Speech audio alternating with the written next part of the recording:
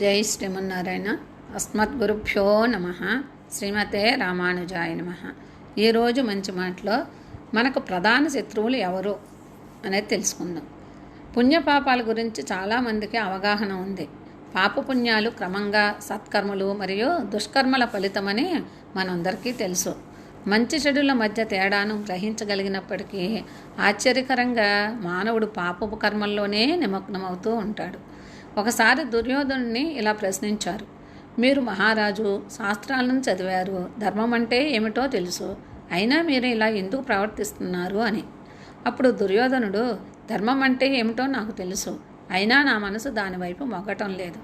అధర్మము నాకు తెలుసు, కానీ నా మనసు పాపకర్మలు ఆచరించటానికే ఇష్టపడుతోంది అని సమాధానం ఇవ్వటం ఆశ్చర్యకరమైన విషయం కదా.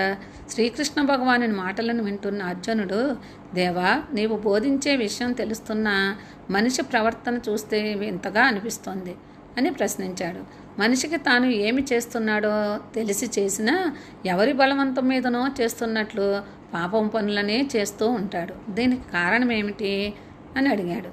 దాన్ని శ్రీకృష్ణ భగవాను సమాధానమిస్తూ, కామము మరియు క్రోధము, లోభము అనబడు శత్రువులు రజోగుణం వలన జనిస్తాయి. మహాపాపిష్టమైనవి. అవే మనిషిని బలవంతంగా పాపానికి ప్రేరేపిస్తాయి.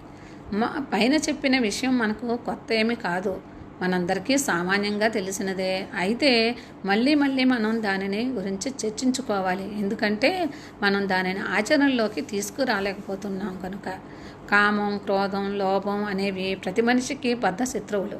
మనిషికి మొదట ఇష్టం లేకపోయినా పాపకార్యాలు చేసేటట్లు ఈ రెండు బలపరుస్తూ ఉంటాయి. కామ, క్రోధ, లోపాలను అదుపులో ఉంచుకున్నట్లయితే పాపం చేయాలనే ఆలోచన కలగదు. ఏ వస్తువైనా తీవ్రంగా కోరుకోవటం కామమైతే ఆ వస్తువు లభించకపోతే లేదా దానిని కోల్పోతే క్రోధం వస్తుంది. కామ, క్రోధ, లోభం ఈ మూడు చాలా బలమైనవి. వీటి నుండి బయటపడటం చాలా కష్టం. మానవునికి ఈ మూడింటి వలన మనసు చెడి చేయవలసిన పని చేయకుండా వేరే పని చేస్తూ ఉంటారు. వీని వల్ల ఏ పని చేయాలి చేయకూడదు అని కూడా తెలియకుండా పోతుంది. ఈ చెడ్డ గుణాల వలన శుభ్రత, సదాచారం, సత్యం, ధర్మం చెడ్డవారి యందు కనపడవు. ఇంద్రియ తృప్తియే ముఖ్యమని వీరు విశ్వసిస్తారు.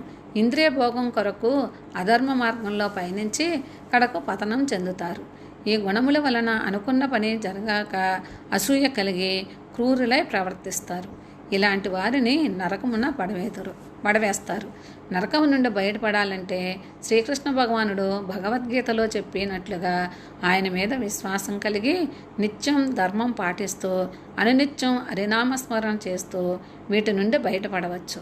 బయటపడి శాశ్వతంగా ఆ హరివాసం చేరుకోవచ్చు.